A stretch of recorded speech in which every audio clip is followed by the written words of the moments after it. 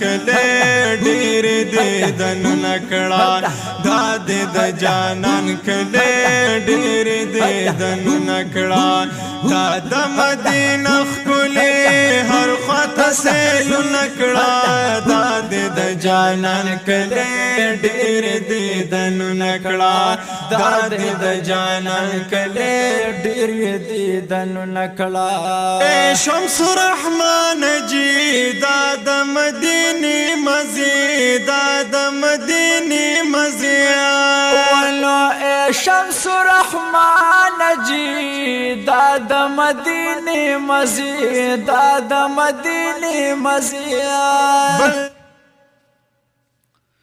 سورہ نساء پنځمه سپارہ آیت نمبر 140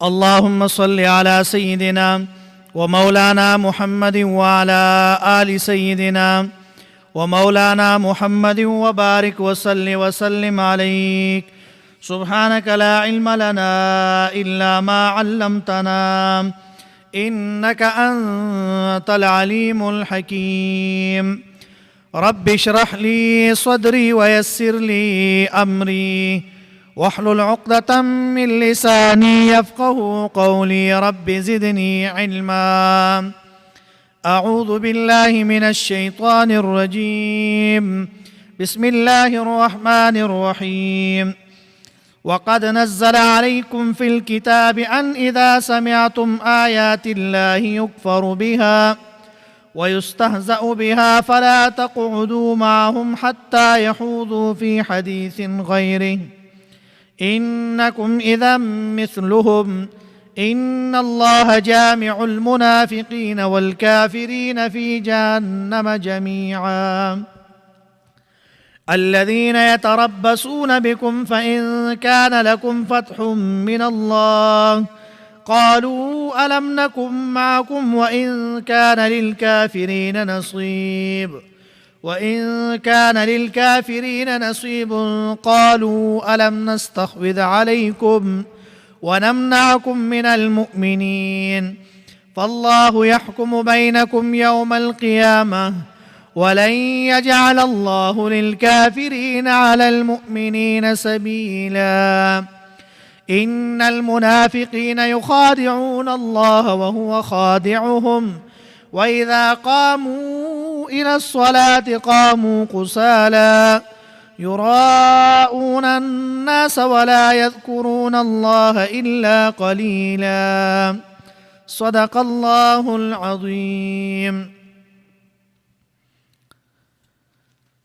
سورہ نساء پنځمه سپارہ آیت نمبر 140 دام زجر دے منافقانو تا اللہ فرمائی دی منافقانو سرا پا دوستانہ کی اس فائدہ نشترے فرمائی وقد نزل علیکم فی الکتاب خطاب دے منافقانو تا ہر آغا سوک چی ایمان خکارا کئی فی الکتاب مراد دین قرآن کریم دے سورہ انعام آیت نمبر 68 کے برازی اللہ فرمائی فی الکتاب مراد تینا کتاب یعنی قرآن کریم دے ان اذا سمعتم شاندار پا آغا وقت کی چی واوری تاسو آیات اللہ آیاتون دا اللہ تعالی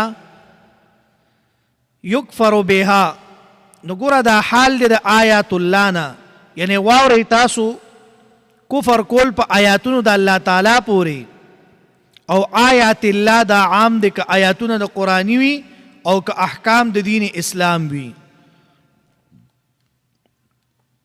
او یسمعو یا سمعتم دا عام دے اوریدل او علم دوارو تا یعنی پا بلی طریقے سر اغا معلوم شی چی پلانے مجلس کی پا آیات اللہ باندی اغا کفر کولی شی یعنی پا آغا مجلس کی دا اللہ پا آیاتون باندی کفر کی گی ویستہزأ بها او استہزاء پا آیاتون باندی دام کفر دے نو لہذا فرمائی چی ویستہزأ او ٹوکی کئی بها دی پوری یعنی کافران شی او یاسو کئی یعنی یکفر بها چې کافران شي یا انکار وکړي ویستهزأ او مسخري کوونکي شي بها د قرآن یا دغه آیاتونو پورې نو الله فرمایي فلا تقعد بعد الذکر وفلا تقعد معهم د دې نه مراد په مجلسونو کې حصارېدل دي که ناست وي او که ولاړ وي دا کنایه ده د اعراض کولو نه لکه په آیات د سورې انعام کې دي فاعرض عنهم نو الله فرمایي حتی یحوزو فی حدیث غیره یحوزو کې دا حوز چې دی نو دا په لغت کې یو څیز کې ننوتل هغې ته وایي یا په اوبو کې غوفه کېدل هغې ته وایي غیره مراد د دې نه غیر د کفر او استهزا نه یعنی خبرې د ایمان او د شرعي یا مباح خبرې چې پای کې دین اسلام ته تعرض پتوان وغیره سره نوي نو حوض په قرآن کریم کې دا په مختلفو تعبیراتو سره 12 پیرې ذکر شوی دی او په هر ځای کې په عبس خبرو کې هغه استعمال شوی دی نو دلته د غیره په قرینې سره مباح او شرعي خبرو ته دا شامل دی انکم اذا مثلهم دا علت لپاره د نهي لا تقعدوا یعنی الله فرمایي چې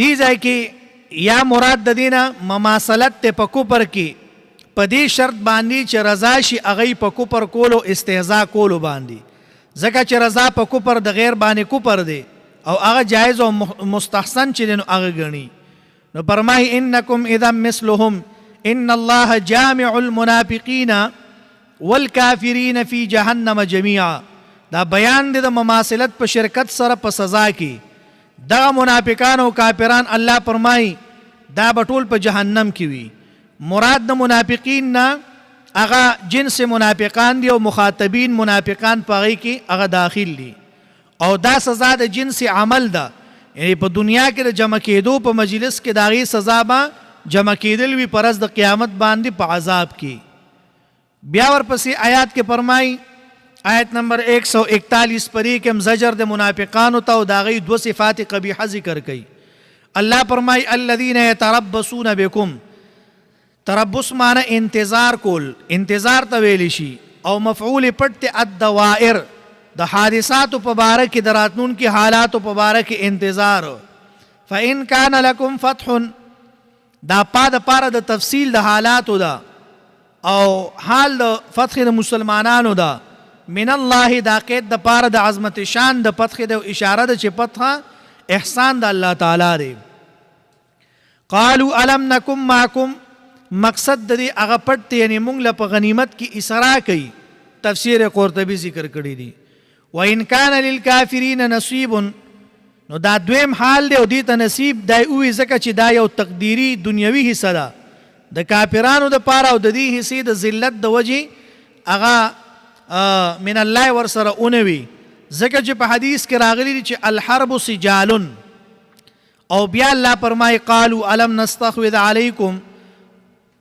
دا کول د دې د کافرانو ته خطاب دی او پاغي باندې احسان کوي استحواذ چې نو دا غلبا او اخاتی ته ویل شي په سوره مجادله آیت نمبر 19 کې برازي الله فرمایي یعنی آیا مونږ په تاسو نشو غالب کېدی چې تاسو ته قتل یعنی تاسو قتل کړی وي یا په قید کې وي په ملګرتیا د مؤمنانو کې نو دې کې دا استفهام چې دا استفهامي تقریری دی او یا په دې کې تقدیری عبارت ته اغدار و ابقینا علیکم مونږ په تاسو باندې ترس او رحم وکړو ونمنعکم من المؤمنین مراد د منعنا بچکول دي د غلبې د مؤمنانو نه یعنی مونږ بچ کړی تاسو د غالب کېدو د مؤمنانو نه په تاسو په دې وجه باندې چې مونږ د هغې ملګرتیا پرېښوده ستاسو په مقابله کې او په دې کې مقصد د دې هغه طلب د برخې د مال دی او د هغې نه په ذکر د سبب سره او مراد تې نه هغه چې دی نو مسبب دی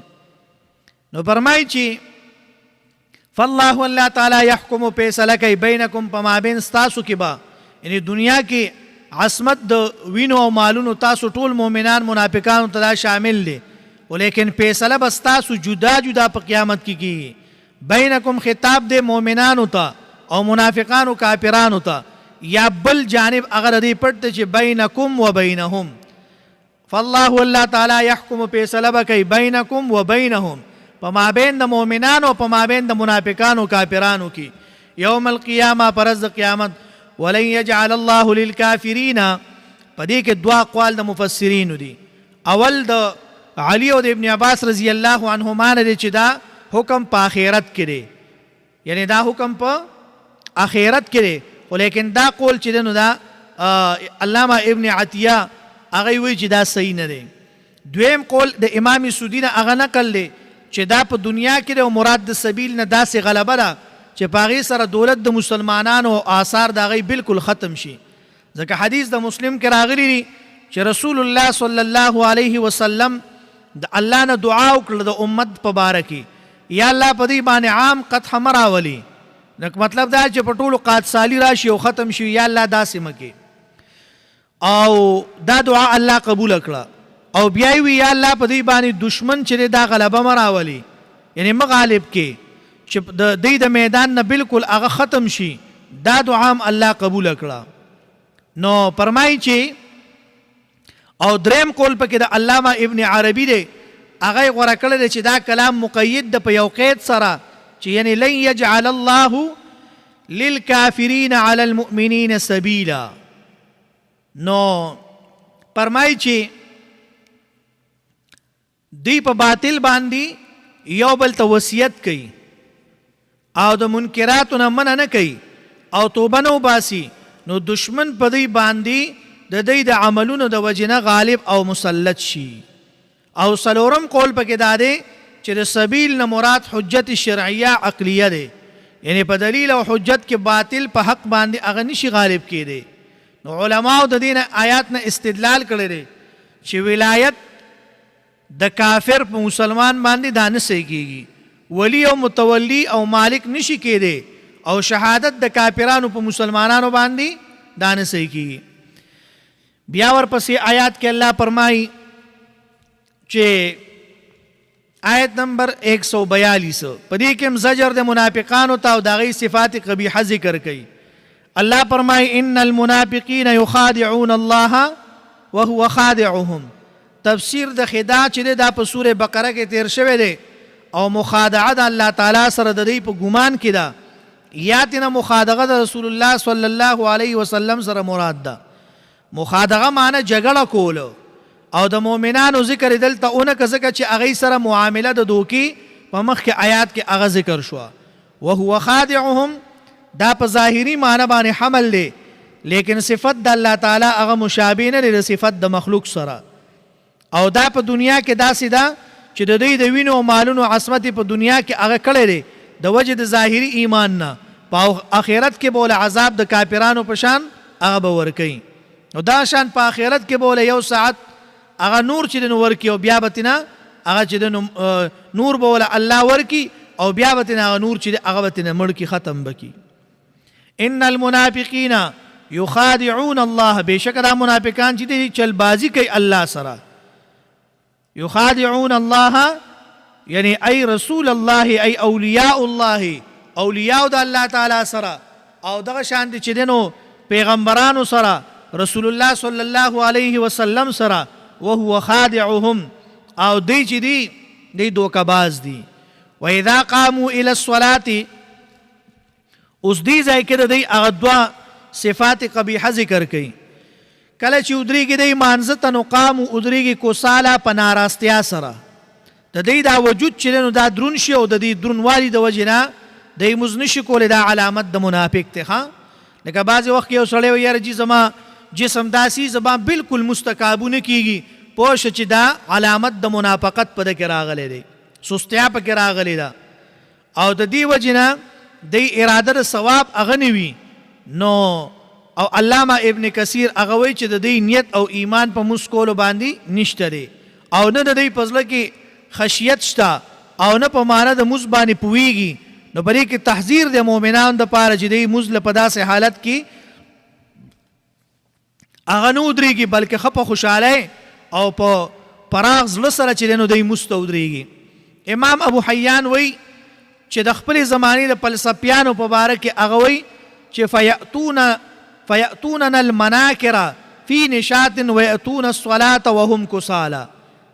راځي دی یعنی بدکارانو ته په خوشحالۍ یا بدو کارونو ته په خوشحالۍ سره او راځي مونځ ته په ناراستیا سره. یراؤون الناس مخکې ظاهري صفتو دا باطنی قباحت ته دی دې لپاره دا کوي یعنی سره سستیانه چې دی ریام کوي دې لپاره چې خلک وایي چې وګوره پلانې خو ډېر ښه مونځ کوي. علامه ابن عربي هغه نقل کړي دي چې ریا داره چې مونځ ښکاره کوي خلکو ته د دې لپاره چې هغې ښکاره کړي او دارنګې چې دی نو هغه خلکو ته ځان وښیي او د هغه مونځ په وجه د خلکو نه خوراک وکړي. یراؤون الناس یراؤونه چې دی دا باب د مفاعلې دا د تاکید دپاره دی دی په مونځ کولو سره هم صرف دا ښکاره کوي چې موږ مسلمانان یو او دا شانتي هر عمل د خیر کې د دوی هغه اصل کې ریا پکې مقصد وي. ولا یذکرون الله الا قلیلا او دارنګې ذکر نه کوي مگر لږ کوي. په دې کې دوه توجیحات دي. اول دا چې په مونځ کې ذکر په قلت سره کوي یعنی قرات او تسبیح پکې دا نه کوي صرف الله اکبر وایي. او دویمه توجیه دا ده چې بغیر د مونځ نه دی ذکر قلیل کوي. قلت دا په دوه قسمه باندې دی. یو قلت په اعتبار د مقدار سره دی هغه دلته مراد نه دی ځکه چې بعضې منافقان هغوی ډیر ذکر کوي هغوی سره زر زر تسبیح لاس کی هغوی نیولي او په هغې باندې هغوی ذکر کوي. او بل چې دی هغه قلت په اعتبار د کیفیت سره دی یعنی اگر چې په مقدار کې هغه ډیر وي لیکن اخلاص پکې نه وي په غفلت د زړه سره دی دا ذکر کوي په معنی باندې هغه نه پوهېږي. ابن عباس رضی الله عنهما نه روایت دی که ذکر د دی د الله دپاره وي او اخلاص پکې وي نو دا شانتي دی له به ډېره فایده دې ذکر به ورکړې وه. او بیا ورپسې آیات کې وایي آیت نمبر 143 په دې کې هم صفات د منافقانو ذکر کوي. مذبذبین بین ذالک دا حال دی د ضمیر د یراؤون یا د یذکرون نه. ذبذبه دا په اصل کې اواز د حرکت د هغه څیز ته وایي چې هغه ځونډ وي. مذبذبه نو لکه مطلب دا دی دا ګینګړی داسې خوځي هغه ګینګړی چې دی نو هغه خوځي او ټنګار کوي نو دی وایي چې مذبذبین بین ذالک لا اله هؤلاء ولا اله. مذبذبین معنی متردد دي دی ګډوډ دي بین ذالک په مابین د کفر او د اسلام کې کله کفر طرف ته اوړي کله د اسلام طرف ته راځي. نو منافقان چې دي کله د مؤمنانو طرف ته راځي او کله کافرانو سره ملګرتیا کوي. الله فرمایي بین ذالک دا اشاره ایمان او کفر ته ده. او بیا فرمایي چې لا اله هؤلاء ولا اله هؤلاء د دې هغه متعلق اله چې دی هغه پټ دی یعنی اله هغه پټ دی منصوبین یعنی نه مؤمنانو ته نسبت کیدی شي او نه کافرانو ته. او فرق د اول جملې د دویمې جملې هغه دا دی چې اول کې د دې لازمی صفت دی یعنی دی په خپله متردد او حیران دي او دویمه جمله کې مطلب دا دی چې نور خلک هم د دې په نسبت کولو کې حیران دي یعنی د مؤمنانو په شان اخلاص پکې دا نشته دی او د کافرانو په شان کفر چې دی نو دا هم نه ښکاره کوي. ومن یضلل الله فلن تجد له سبیلا د دې دوه معناګانې دي. اول دا چې ته به د هغه د هدایت دپاره لار ونمومي دا یو معنی. دویمه دا چې ته به ونمومي هغه دپاره لار د هدایت باندې یعنی دی به هدایت باندې هیڅ چرې روان نشي. الله فرمایي هدایت باندې به دی چرې روان نشي. نو دا د کافر دپاره ومن یضلل الله فلن تجد له سبیلا یعنی ای الی طریق الهدى د دپاره لار د هدایت دا ته نشي مونتی. او بیا ورپسې آیات کې آیت نمبر 144 هر کله چې صفت د منافقانو ذکر شو نو چې دی د کافرانو سره دوستانه هغه کوي. اوس مؤمنانو ته د صفت نه هغه منع ذکر کوي. او یادار چې مخکې د منافقانو صفات قبیحه ذکر شو اوس مؤمنانو تر منافقانو د دوستانې نه منع ذکر کوي چې تاسو منافقانو سره دوستانه مه کوئ. الله فرمایي یا ایها الذین آمنو ای هغه کسانو چې ایمان مو راوړی لا تتخذوا منیوئ الکافرین کافران اولیاء دوستان من دون المؤمنین سوا د مؤمنانو نه. په دې کې دوه اقوال دي. اول قول دار چې مراد د الکافرین نه ښکاره کافران دي او دویم قول دار چې مراد د دې نه هغه منافقان دي ځکه چې مخکینی صفات علامات تی د دې د کفر یعنی کافرانه ورته وي. نو الله فرمای اتريدون آیت تاسو نو پر دواړو اقوالو کې اوس ګوره دې ځای الله جل شانو فرمای دواړو اقوالو باندې خطاب مؤمنان مخلصانو ته.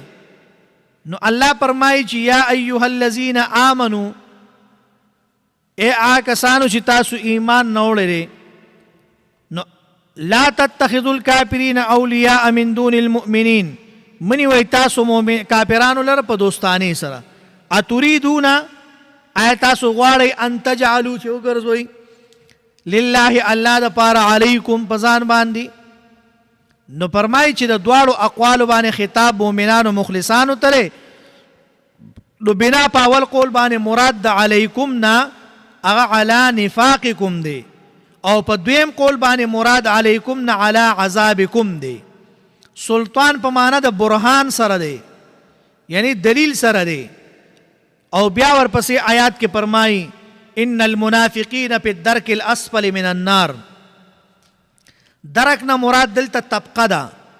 مفسرین لیکي چې جهنم اوه طبقات دي او بعضې د بعضو لاندې دي. نو د جهنم دا اوه طبقې دي او پای کې د ټول نه لاندې طبقه چې هغه د منافقانو ده. الله فرمایي ان المنافقین فی الدرک الاسفل من النار یعنی درک چې نو د دې نه مراد طبقې دي. وګوره لومبی جهنم دی، دویم هغه لظا دی، دریم حطمه دی او څلورم چې دی سعیر دی او پنځم جهنم چې دی هغې ته سقر وی او شپږم ته جحیم وی او اوم ته هاویه وی. الله فرمای القارعة ما القارعة هغه سورة قارعه صورت کې برازي وما ادراک ما هي تا ته څه پته چې هاویه څه شی دی نار حامیه دا اور ګرم دی. نو د ټولو نه په نار سره تعبیر هغه کیدی شي خو د دې بعضې بیان په تفسیر د سورې حجر کې انشاءالله هغه به راځي.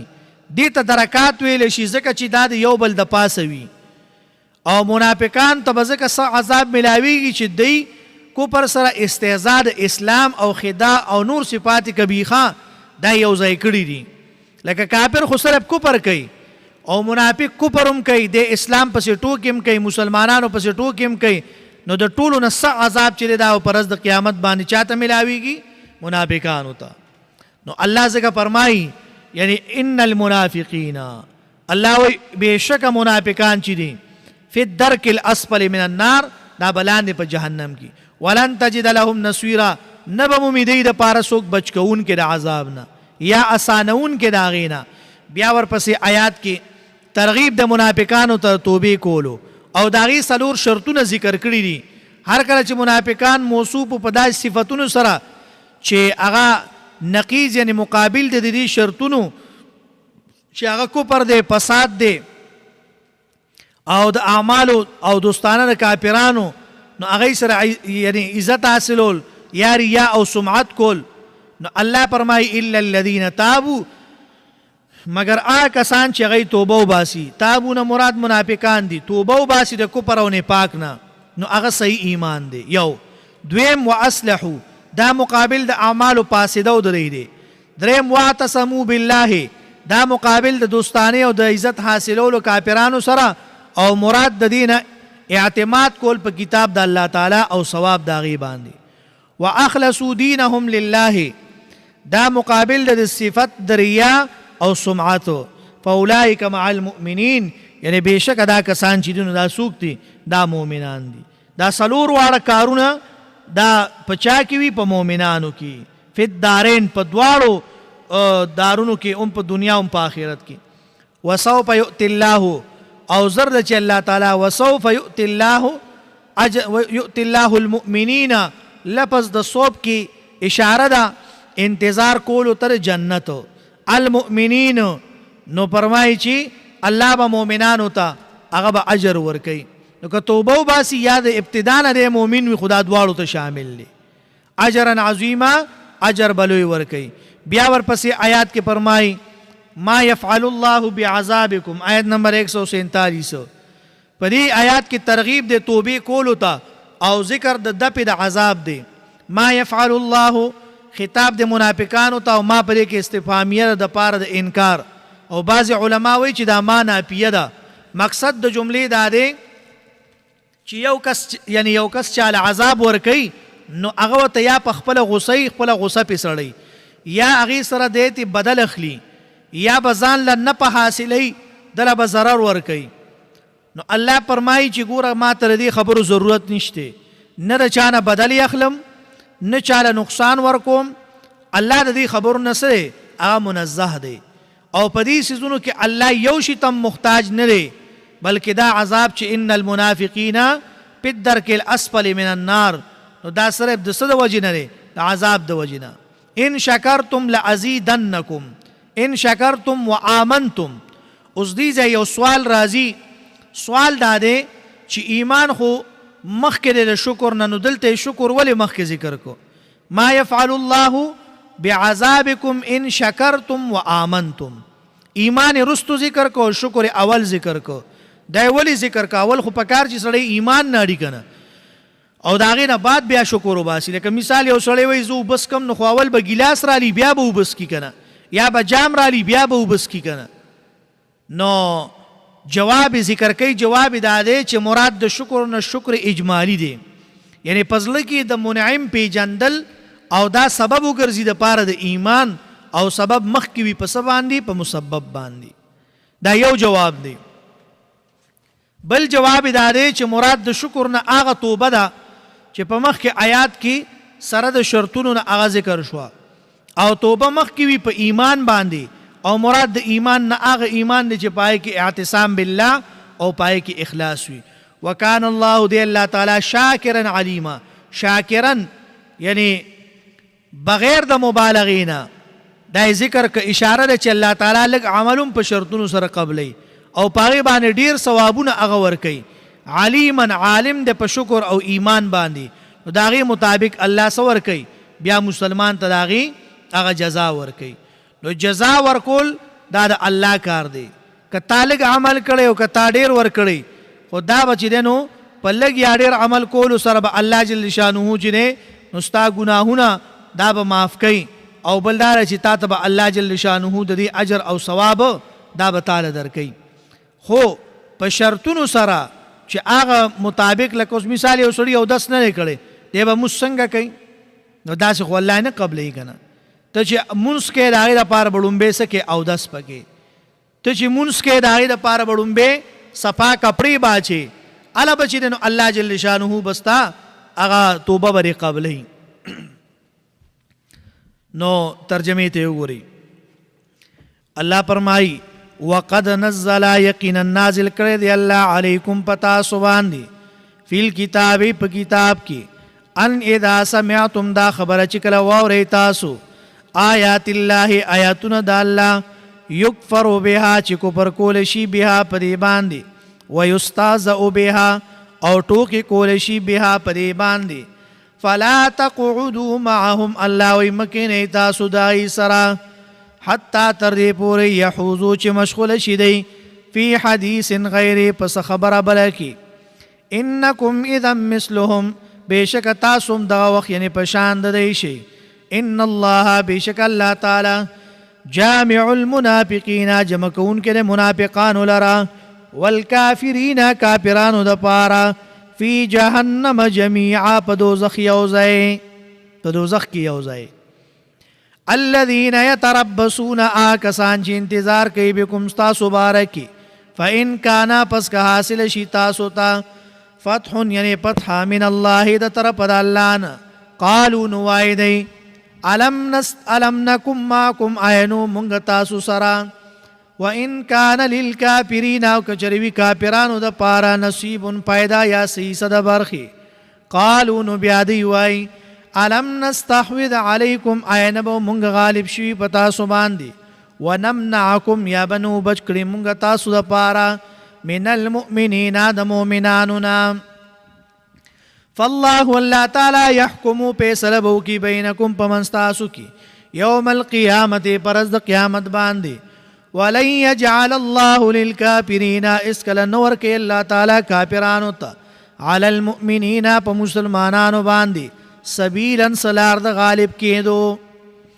ان المنافقین بشک منافقان یخادعون الله په خپل خیال کې دوکه ورکوي الله ته وهو خادعهم حالان کې یعنی الله دی په دوکه کې چولی دي. واذا قاموا الى الصلاه کله چې ودریږي مانځتا قامون ادریږي کو سالا په زړماتی سره یراؤون الناس خودنه کوي خلکو ته ولا يذكرون الله او نه یادې دی الله لره الا قليلا مگر لګو مذبذبین بین ذلک حیران دی په منځ د دې دواړو ډلو کې لا اله هؤلاء ولا اله هؤلاء یعنی ندی د خلکو طرف ته ولا اله هؤلاء ندی د هغه خلکو طرف ته. ومن يضلل الله او سوک چې بیلاری کی الله فلن تجد اسکلب انم مثله در پارا سبیلا سلار د هدایت. یا ایها الذین آمنوا یا کسانو چې ایمان مروړل لا تتخذوا منی وی تاسو الکافرین کافران اولیاء دوستان من دون المؤمنین سوا د مؤمنان مسلمانانونا. اتريدون ان تجعلوا لله آیا غواړئ تاسو دا چې جوړ کړی الله یا جوړ کړئ د الله د پاره یعنی علیکم پزان باندې سلطانا مبینا دلیل ښکارا. ان المنافقین فی الدرک الاسفل من النار بشک منافقان بوی په طبقه لاندې نه کی من النار د اور ولن تجد لهم نصيرا اسکلب انم متدید پارا نصيرا سوک مددگار الا الذين تابوا مگر آکسان چې توبه وباسي واصلحوا اصلاح کی د عمل خپل واعتصموا او مضبوط انسی لله یعنی بالله دین د الله بالله ای دین الله واخلصوا دینهم او خالص کی دین خپل لله الله د پاره فاولئک مع المؤمنین داخلك مسلمانانو سره دي. وسوف يؤتي الله المؤمنین زرد جبر بک الله مؤمنانو ته اجرا عظیما اجر ډیر لوی. ما يفعل الله بعذابكم یعنی ما يفعل سبک الله تعالی بعذابكم فعذاب در کولو تاسو ته ان شکرتم که شکر وک تاسو وآمنتم تاسو ایمان ناړو وکان الله دی الله تعالی شاکرا علیما قدردان او خپو ده. صدق الله العظیم. آمین. الحمد لله رب العالمین والعاقبة للمتقین والصلاة والسلام على رسوله محمد وآله واصحابه اجمعین. یا الله زموږ د ټول ګناهونه معاف کړي. الله چې کوم صغیره کبیره ګناهونه دي الله د ټول ګناهونه معاف کړي. الله پیغمبر صلوات و سلام چې کوم د خیر دعاګانې کړې الله داینه موږ ته خیر راکړي. الله چې سوره بیماران دي ټولو ته شفای کامله عاجله نصیبه کړي. الله چې سوره مسلمانان وفات شوي دي الله د ټولو قبرونو د نور نه ډک کړي. الله د جنت د باغچونه باغچې وګرځي. الله د جنت د باغچونه باغچې وګرځي. الله زموږ د ټولو په حال باندې رحم وکړي. الله زموږ د ټولو په حال باندې رحم وکړي. الله زموږ د ټولو مشکلات حل کړي پریشانۍ ختم کړي. الله مصیبتونه تکلیفونه رانه لري کړي. اللهم ربنا آتنا في الدنيا حسنة وفي الآخرة حسنة وقنا عذاب النار برحمتك يا